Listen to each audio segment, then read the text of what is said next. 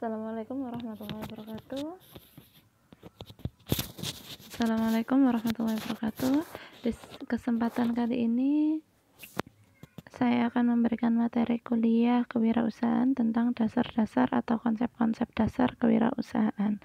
Di bab 1 ini akan dibahas beberapa poin, diantaranya adalah hakikat dan konsep dasar berwirausaha, pengertian berwirausaha, faktor-faktor motivasi berwirausaha, proses kewirausahaan, disiplin ilmu kewirausahaan dan perkembangannya. Kewirausahaan dilihat dari berbagai sudut pandang, tujuan pembentukan wirausaha, peran pendidikan dalam pembentukan wirausahawan.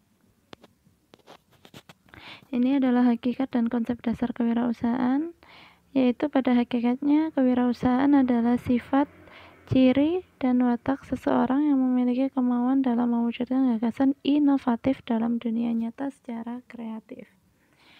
Yang kedua adalah seorang wirausahawan tidak hanya dapat berencana, berkata-kata, tetapi juga berbuat merealisasikan rencana-rencana dalam pikirannya ke dalam suatu tindakan yang berorientasi pada sukses. Jadi untuk menjadi seorang wirausahawan tidak boleh hanya diangan-angankan saja. Apa yang diimpikannya, yang dicita-citakannya, yang dikonsep dalam pikirannya harus terwujud dalam dunia nyata atau secara realitas. Artinya kalian mengembangkannya dalam dunia nyata dan menjadikannya suatu usaha atau bisnis tertentu.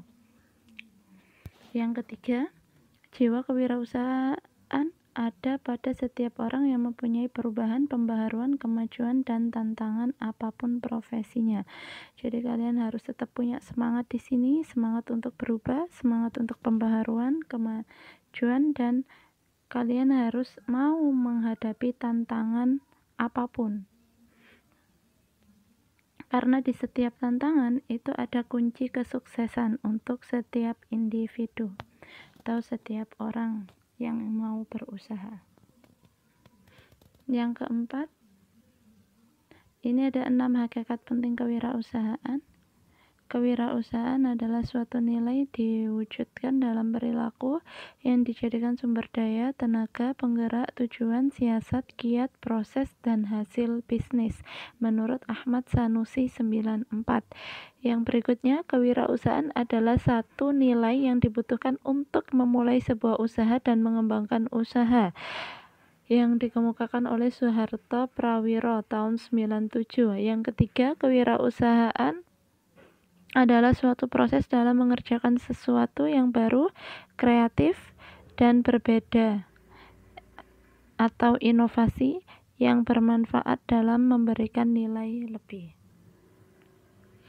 Yang berikutnya, kewirausahaan adalah kemampuan untuk menciptakan sesuatu yang baru dan berbeda atau sesuatu yang unik yang bisa menarik minat konsumen.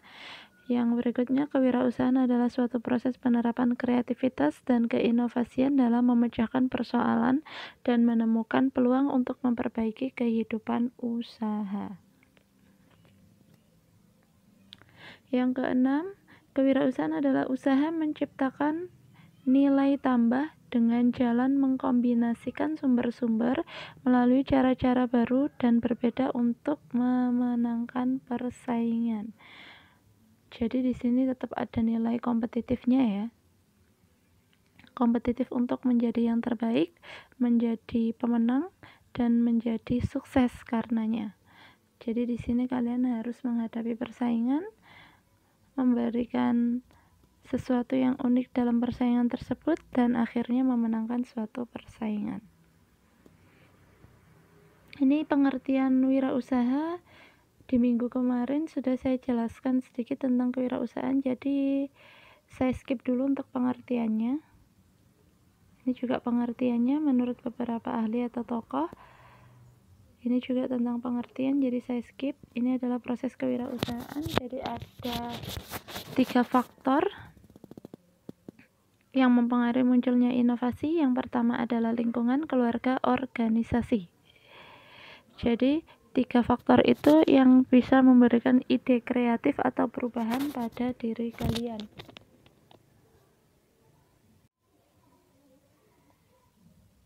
Berikutnya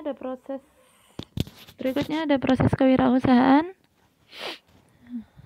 Di sini ada tahap memulainya, yaitu kalian harus mempunyai niat dulu. Jadi suatu usaha itu akan berjalan bila kita punya niat. Niat ini harus kalian imbangi dengan melihat peluang usaha. Dan yang terakhir, kalian harus memilih jenis usaha apa yang cocok untuk diri kalian, juga untuk lingkungan atau konsumen yang akan kalian targetkan. Yang berikutnya, tahapan melaksanakan usaha. Jadi kalau sudah memulai harus dilaksanakan usahanya, karena niat saja tanpa pelaksanaan itu akan nihil ya. Yang pertama ada pembiayaan SDM atau sumber daya manusianya. Yang berikutnya kepemilikan, organisasi, dan kepemimpinan. Jadi tahapan melaksanakan usaha di sini ada 4 ya. Seperti yang tertera pada PowerPoint ini. Nih, proses kewirausahaan itu juga ada yang namanya mempertahankan usaha. Jadi kita kalau sudah maju usahanya, bagaimana usaha itu bisa bertahan dan terus berkembang di masa-masa yang akan datang tanpa tergerus zaman ya. Jadi tahapan di mana wirausaha melakukan analisa perkembangan yang dicapai untuk ditindaklanjuti sesuai dengan kondisi yang dihadapi. Yang berikutnya adalah mengembangkan usaha. Tahapan lanjut berdasarkan hasil analisa apakah usaha dapat diperluas atau tidak. Yang berikutnya adalah faktor-faktor motivasi berwirausaha. Di sini ada ciri-ciri berwirausaha yang berhasil menurut Kasmir. Yang pertama adalah memiliki visi dan tujuan yang jelas. Jadi visi dan tujuan kalian harus jelas. Yang berikutnya adalah inisiatif dan proaktif, berorientasi pada prestasi, berani mengambil resiko, bertanggung jawab, komitmen, dan mengembangkan dan memelihara relasi. Jadi relasi di sini sangat penting untuk suatu wirausaha, karena tanpa relasi usaha kita juga berkembangnya akan susah. Berikutnya ada faktor-faktor motivasi. Di sini ada beberapa faktor.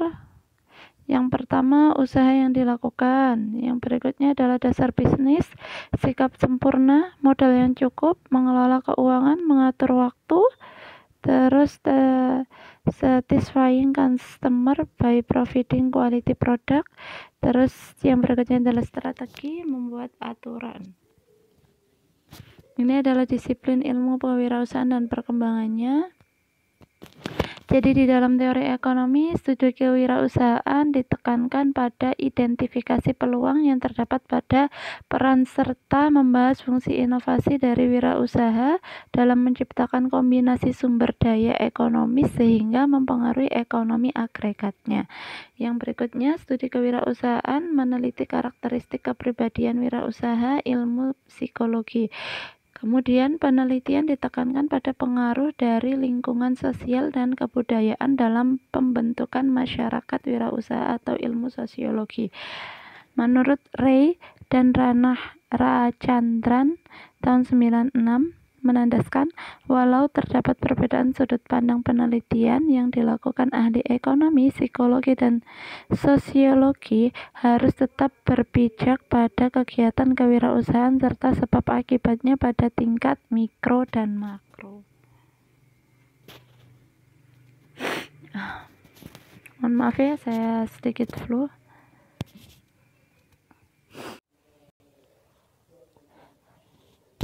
Kita lanjut. Kewirausahaan yang dilihat dari berbagai sudut pandang. Jadi di sini wirausaha adalah orang yang mengkombinasikan faktor-faktor produksi seperti sumber daya alam, tenaga kerja, material, dan peralatan lainnya untuk meningkatkan nilai yang lebih tinggi dari sebelumnya. Wirausaha juga merupakan orang yang memperkenalkan perubahan-perubahan inovasi dan perbaikan produksi lainnya. Dengan kata lain, wirausaha adalah seseorang atau sekelompok orang yang mengorganisasikan faktor-faktor produksi, sumber daya alam, tenaga, modal, keahlian untuk tujuan memproduksi barang dan jasa. Oke, ini pengertian wirausaha lainnya menurut pandangan ahli manajemen yang lain.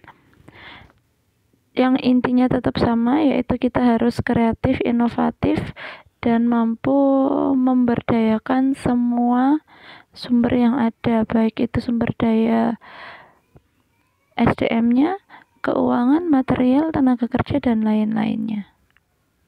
Ini sudut pandang yang lainnya, kalian nanti bisa cari sendiri referensinya.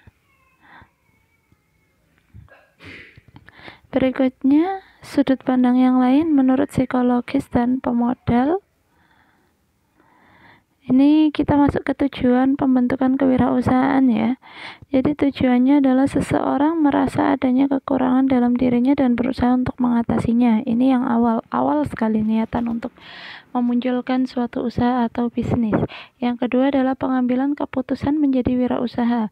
Perasaan kekurangan mendorong dia untuk mencari pemecahannya.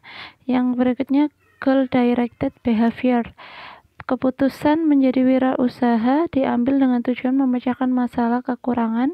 Yang terakhir adalah pencapaian tujuan. Tujuan berupa insentif yang diyakini dan dinikmati jika seseorang melakukan kegiatan tertentu. Ini peran pendidikan dalam pembentukan kewirausahaan. Jadi seorang wirausaha lebih memiliki street smart daripada book smart. Seorang wirausaha lebih memiliki street smart daripada book smart. Maksudnya adalah seorang wirausaha lebih mengutamakan untuk belajar dari pengalaman atau street smart dibanding dengan belajar dari buku dan pendidikan formal atau book smart. Dan di sini crucial 87 mengenai masalah pendidikan sangatlah penting bagi keberhasilan wirausaha. Kegagalan pertama dari seorang wirausaha adalah karena dia mengandalkan pengalaman daripada pendidikan. Namun dia juga tidak menganggap remeh arti pengalaman bagi seorang wirausaha.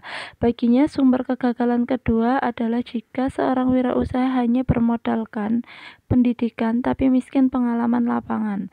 Oleh karena itu, perpaduan antara pendidikan dan pengalaman adalah faktor utama yang menentukan keberhasilan dari wirausaha tersebut.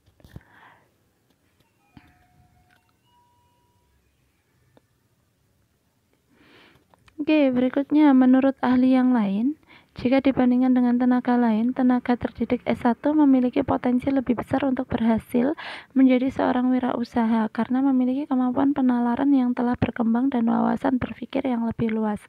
Jadi disimpulkan bahwa seorang wirausaha yang memiliki potensi sukses adalah mereka yang mengerti kegunaan pendidikan untuk menunjang kegiatan serta mau belajar untuk meningkatkan pengetahuan.